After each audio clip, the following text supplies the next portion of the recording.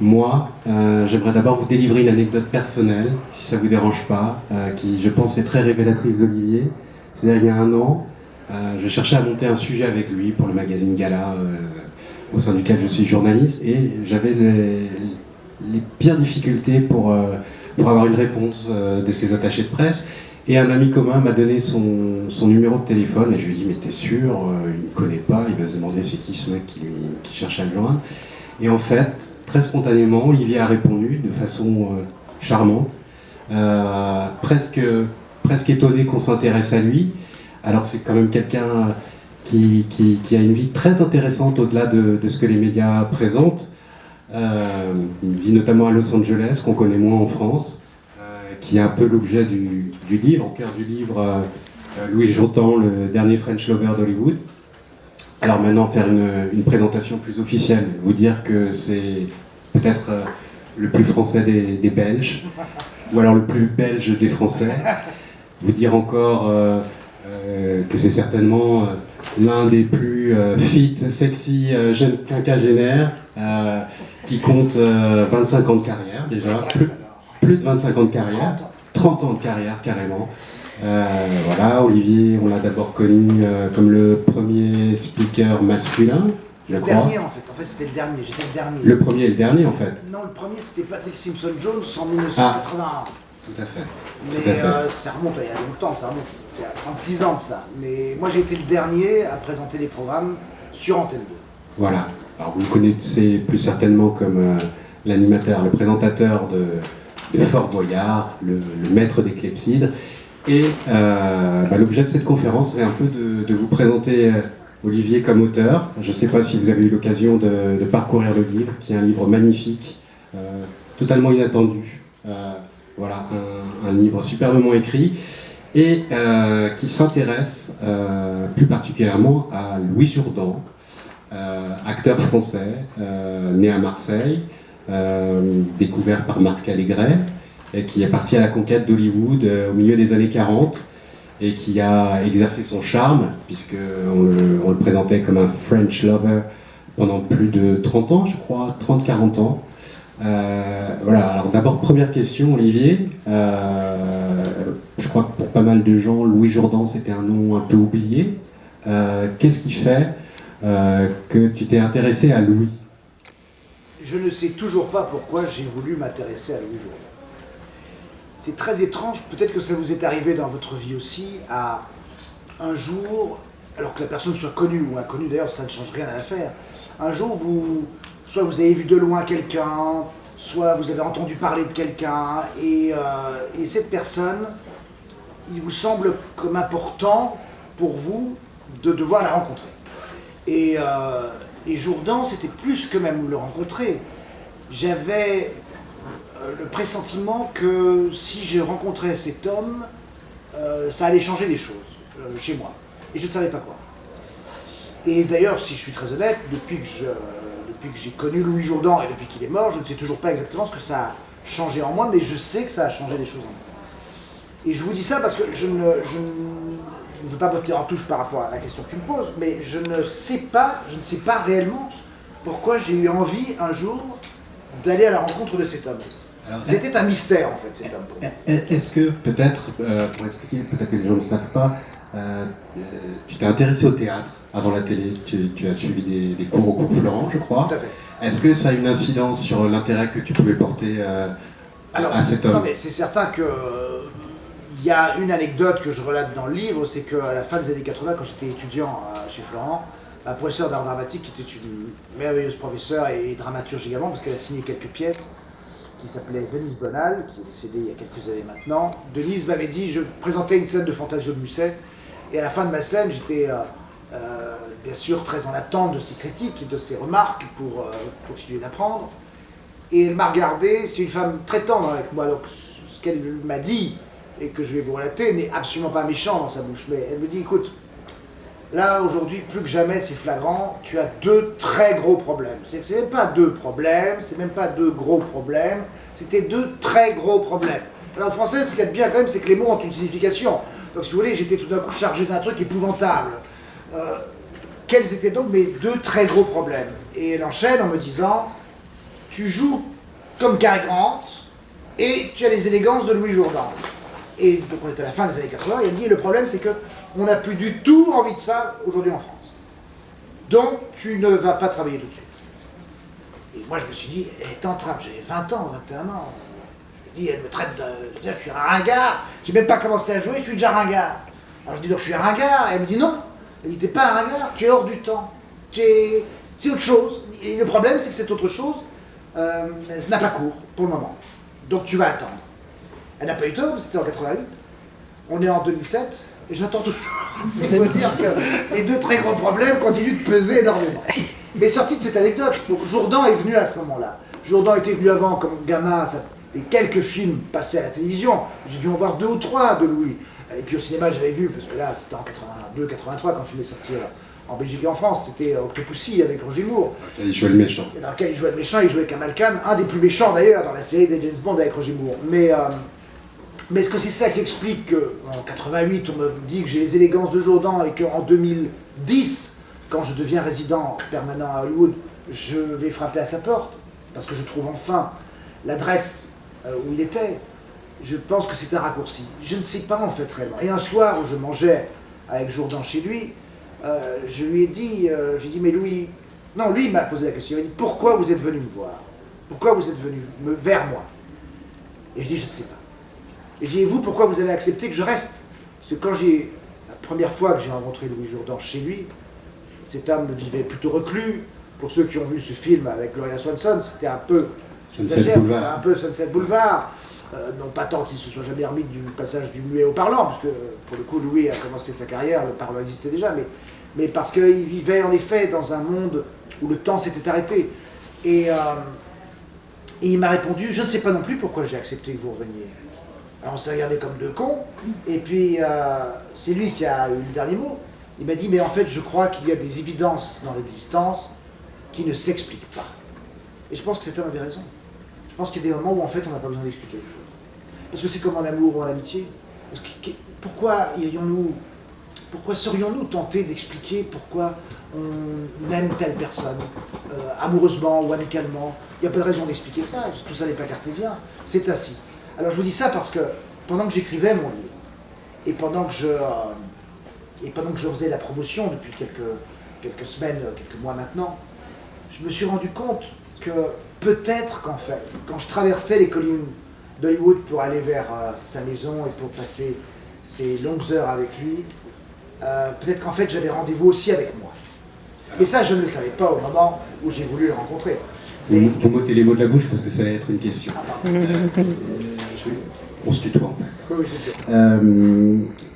À la différence de la plupart des auteurs de ce festival, en fait, vous n'écrivez pas sur vous, vous écrivez sur quelqu'un d'autre. Et j'ai l'impression qu'on vous découvre finalement autant à travers Louis Jourdan que vous avez voulu nous en apprendre sur Louis. C'est peut-être une bio masquée en fait, mon livre. La question que je me suis posée moi en tant que lecteur, est-ce que déjà c'est un exercice différent, plus difficile, d'écrire sur quelqu'un d'autre? Moi je ne l'ai jamais écrit sur moi, donc je ne sais pas ce que c'est que d'écrire sur soi. Je sais que quand... Louis Jourdan c'est un homme donc, qui a commencé sa carrière à la fin des années 30. Il a commencé, son premier film avec Allégret c'est 39, s'appelle Pirate, le Pirate.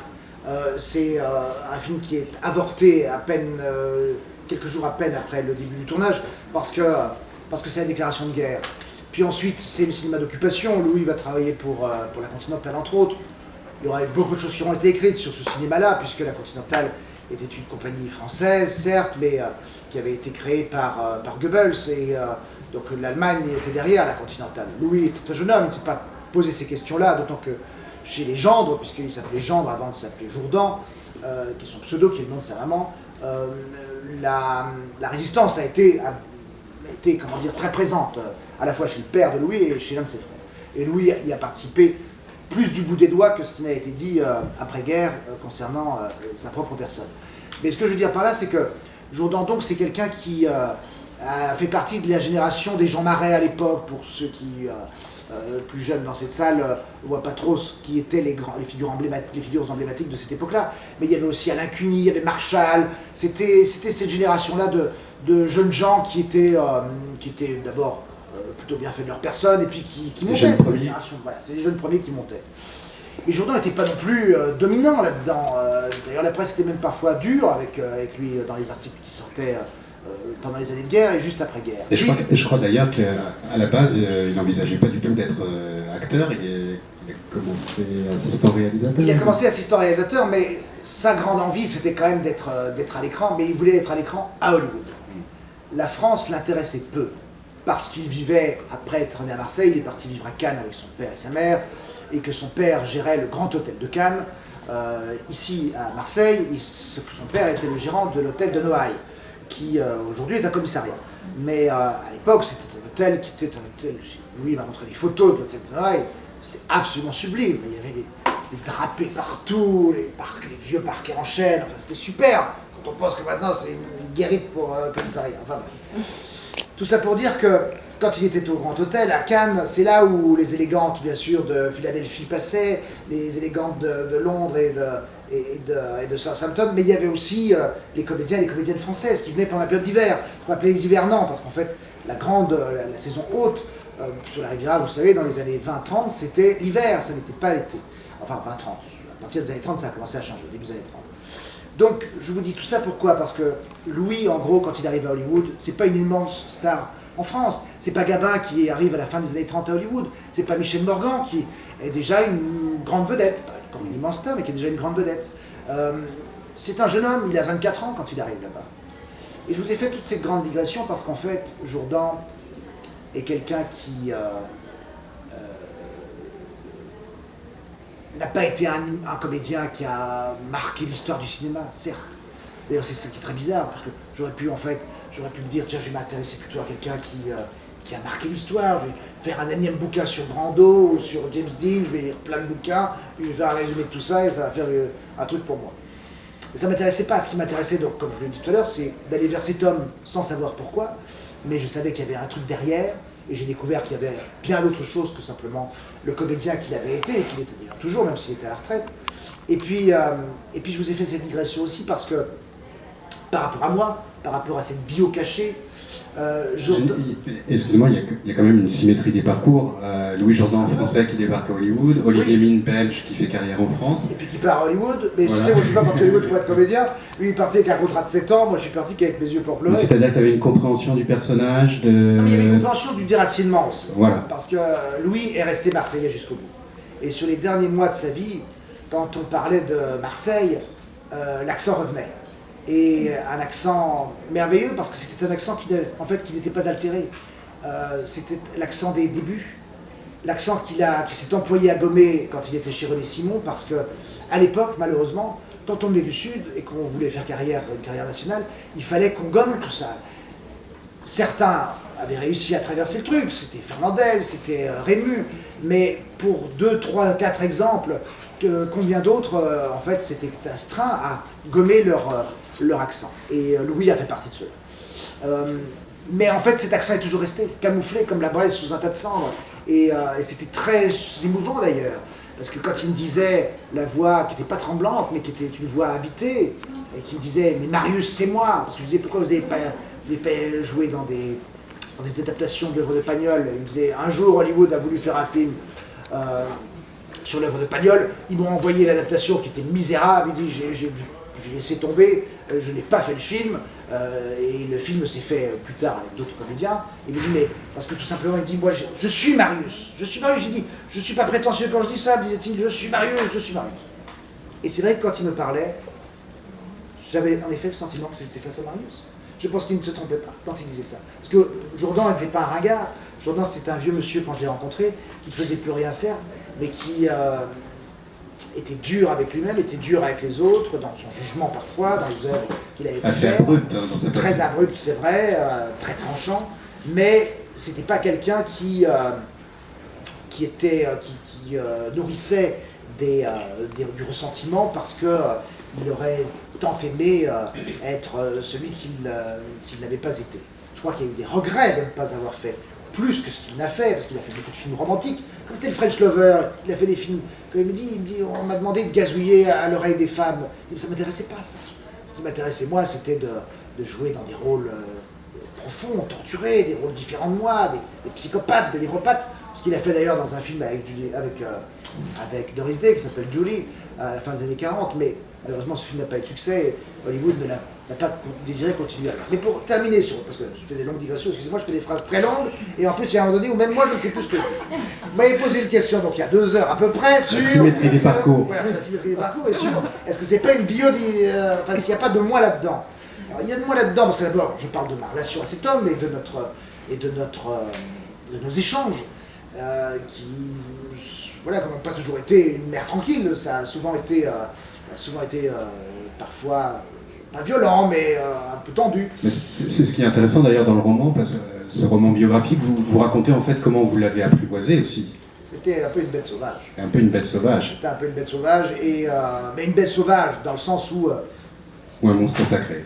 Oui, voilà, c'était un homme qui en fait avait compris que pour les dernières années, il valait mieux rester loin de tout ça et s'intéresser. Mais il y a aussi sur un point précis, parce que tu disais tout à l'heure que quand tu m'avais appelé, je t'avais dit, mais pourquoi écrire un article sur moi, pourquoi consacrer les nombreuses pages que tu as bien voulu consacrer qui n'est pas non plus n'importe quel magazine, Gala, c'est pas un magazine sans intérêt, et c'est un magazine de qualité. Et étrangement, quand j'ai vu Louis la première fois, il me dit, mais ça n'a pas d'intérêt que vous vous intéressiez à moi, mon parcours ça n'a pas de sens, ça n'intéressera personne, de toute façon personne ne s'est jamais intéressé à moi, et puis ça n'intéressera personne. Donc c'est étrange parce que ce que lui me dit, et moi lui répondant, pas du tout, laissez-moi encore le soin, moi, de penser que non, et qu'en plus je vais vous prouver que non. Alors j'ai pas pu lui prouver parce qu'il est mort, et le livre n'était pas sorti. Mais c'est un regret. C'est un regret d'ailleurs. Non, parce que je pense que ce livre est un livre qui a été écrit en liberté, parce que mon sujet était mort. Quand il est décédé, j'ai regretté de ne pas avoir pu faire et le documentaire et le livre que je désirais faire, et en même temps, je sais que j'aurais été contraint. J'aurais été contraint parce que Louis m'aurait demandé d'abord de lire, et donc forcément, sur la manière dont je décris ma relation à cet homme et les moments que je passe chez lui, j'aurais peut-être formulé les choses différemment. J'aurais peut-être parce que c'est pas un livre gnangnan. Jourdan, c'est pas parce que j'ai désiré le rencontrer un jour et que j'ai passé 5 années auprès de cet homme que du début à la fin, je dis que c'est un homme merveilleux. Non, tu mets en lumière ses contradictions, son caractère. Je pense que je suis même parfois un peu dur avec mon sujet d'ailleurs, mais parce que je pense qu'il le mérite. Quand je dis qu'il le mérite, c'est que quand on a de l'affection pour les gens, je pense que ces gens-là méritent qu'on soit dans une relation de vérité vis-à-vis d'eux. Et c'est ce que j'ai essayé de faire dans mon écriture aussi. Alors, comme tu viens de le dire, ce livre, c'est le récit de 5 années de proximité. La première fois que tu te présentes chez lui, est-ce qu'il y a la conscience aiguë que tu vas raconter un destin? Alors, je crois qu'au départ, c'était un documentaire que tu voulais faire.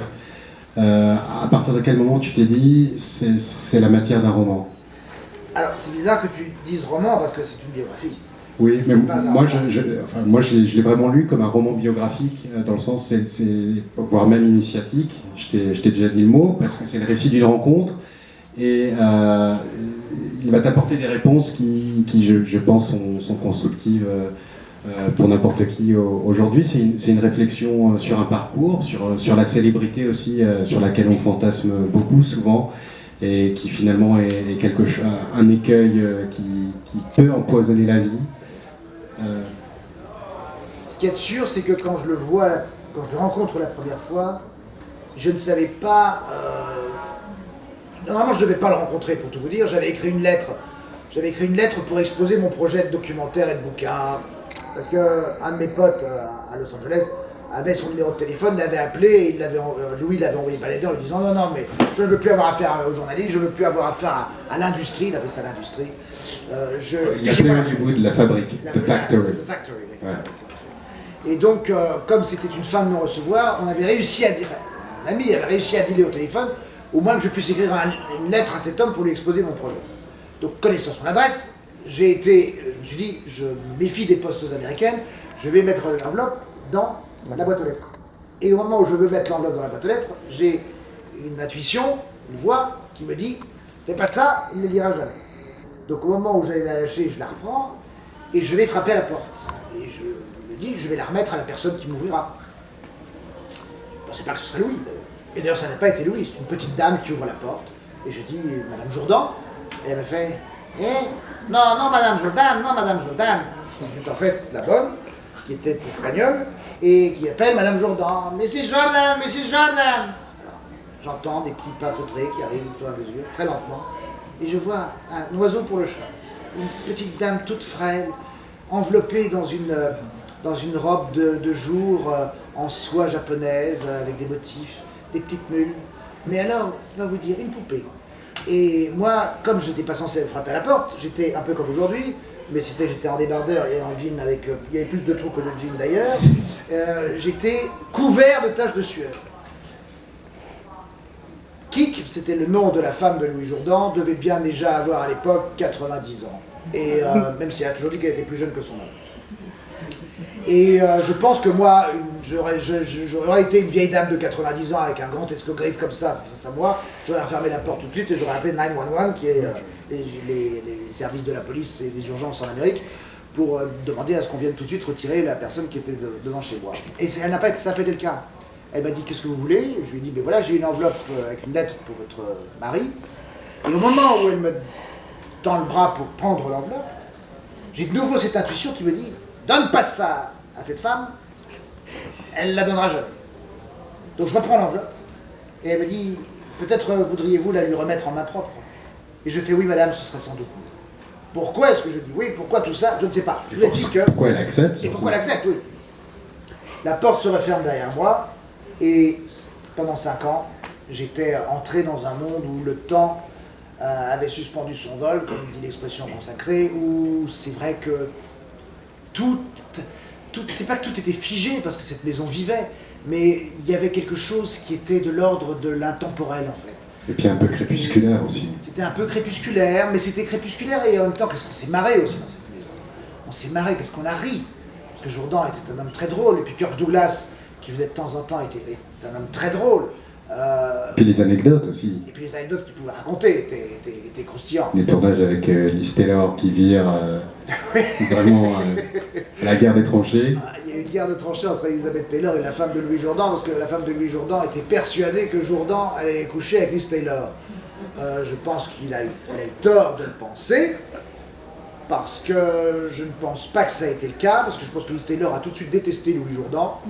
Mais en revanche, elle a eu raison de se méfier, parce que je pense que Louis est allé manger 2-3 gâteaux dans d'autres boutiques, si vous voyez ce que je veux dire.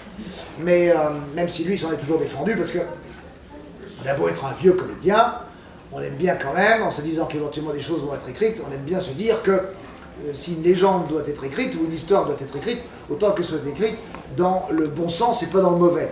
Moi, je trouve que ce n'est pas faire offense et injure à cet homme que de dire que par sa beauté, par le charme qui avait été le sien, qu'il ait été voir ailleurs de temps en temps, ou qu'en tout cas il est succombé à la tentation, aux tentations qui pouvaient lui être faites, d'autant que les tentations étaient bien plus nombreuses que les moments où il a succombé. Donc en fait il s'en sort pas trop mal. Et c'était chose assez courante à Hollywood à l'époque.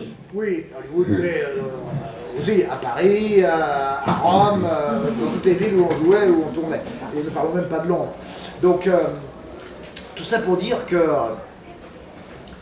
pour revenir à ta question d'il y a donc toujours 3 heures, quand je rentre dans cette maison le premier jour, et qu'elle me mène, et que ce petit oiseau chinois me mène comme ça jusqu'à la bibliothèque, je ne sais pas qu'on va à la bibliothèque, mais je me rends compte qu'on va à la bibliothèque, puisque une salle tapissée de livres, normalement c'est une bibliothèque.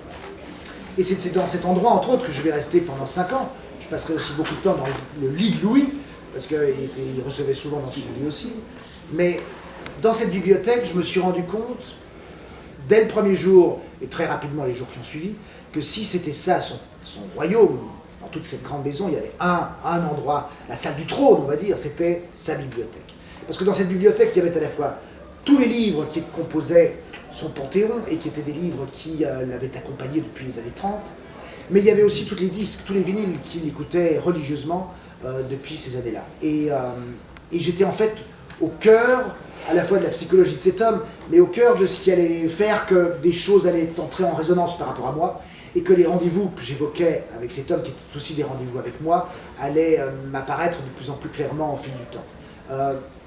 Jourdan, c'était un comédien, certes, mais si ce livre parle aussi d'autres choses que du cinéma, de la fin de l'âge d'or d'Hollywood, et d'anecdotes, c'est vrai, qui je pense peuvent être amusantes et parfois même inédites, parce que ce livre est tout sauf une compilation de ce que vous avez lu dans les autres bouquins, tout simplement parce que les seuls livres que j'ai lus pour étayer les souvenirs de Louis Jourdan, ce ne sont pas des livres de cancan ou des livres d'anecdotes, ce sont des livres soit d'historiens du cinéma américain, écrits par des Américains, soit des livres des biographies, les biographies de Jack Warner ou les biographies de certains autres protagonistes que Louis a pu croiser. Mais donc, tout ça pour terminer, en disant, j'ai rencontré en fait un homme qui, et c'est sans doute pour ça aussi qu'il était oublié de tout le monde, parce qu'en fait, lui, ce qu'il aimait, c'était d'être seul, chez lui, à lire ou à écouter sa musique, et il lisait beaucoup, il annotait, il surlignait parfois 4 fois dans les livres de la Pléiade.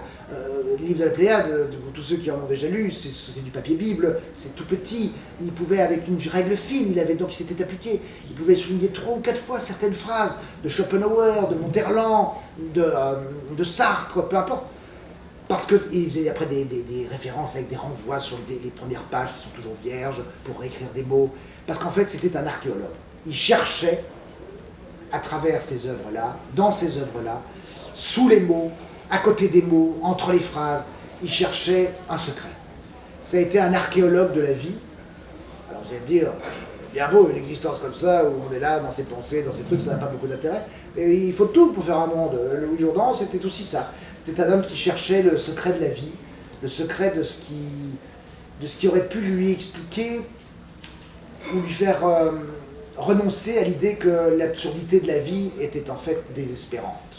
C'est très intéressant que tu emploies le terme d'archéologie, parce que quelque part, ce livre, c'est aussi un travail sur la mémoire. Je crois que c'est un livre qui se veut subjectif, plus qu'objectif, dans la mesure où le principal intéressé lui-même, voilà, il y avait des pans de sa mémoire qui ont disparu, des pans entiers, même au fur et à mesure du temps qui passe. Comment tu as complété ce livre? Tu t'en es tenu qu'à ce qu'il te racontait ou... Non, j'ai complété. Il y a des moments où j'ai préféré laisser les trous. C'est pour ça que ce livre n'est pas un essai, c'est pas l'œuvre d'un historien du cinéma. Je ne suis pas un historien du cinéma américain et du cinéma français. Je n'ai pas voulu me substituer à ce travail-là, au travail d'un historien. J'ai donc laissé des trous. Alors certains journalistes qui, c'est-à-dire, ont été très aimables dans leurs commentaires, m'ont dit off, c'est dommage quand même que sur le film avec Max Ophüls, parce qu'il a tourné un des chefs de Max Ophüls, qui est Lettre d'une inconnue, en 1949, avec John Fontaine. Ils me disent c'est dommage parce que vous dites pas grand-chose sur le tournage avec du film de Max Ophüls. Je dis mais oui, mais Louis Jourdan n'avait gardé que de très mauvais souvenirs de ce tournage. Bon, je dis, pour être très honnête avec vous, il a gardé des très mauvais souvenirs de quasiment tous ses tournages. Il occultait quand il en avait des mauvais souvenirs. Quand il en avait des mauvais souvenirs, généralement il occultait. Croire parfois qu'il avait oublié. Oui, après c'était à moi, à la pelleteuse même parfois, pour faire ressurgir les choses.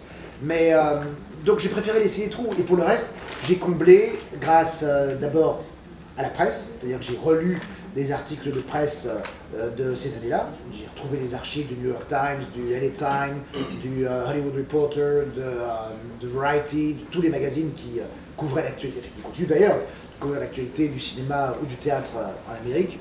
Et puis encore une fois, à travers le livre d'historien aussi, j'ai colmaté parfois deux, trois moments. Après, j'ai pris des libertés aussi, j'avoue, très sincèrement.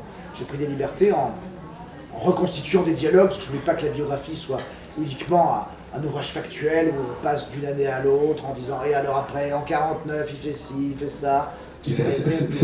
C'est la magie du livre d'ailleurs, parce que pour moi c'est presque une peinture impressionniste quand tu reconstitues les dialogues. Alors même s'ils ne collent pas la véracité des faits, on retrouve l'ambiance et le caractère des protagonistes qui auraient pu ou qui les ont prononcés d'une manière peut-être différente. Je me suis inspiré pour les dialogues, je me suis beaucoup inspiré soit de ce que Louis m'avait donné comme reconstitution de dialogue, parce que Louis aimait bien, quand les souvenirs étaient clairs, il aimait bien me reconstituer les conversations qu'il avait pu avoir avec les uns ou avec les autres.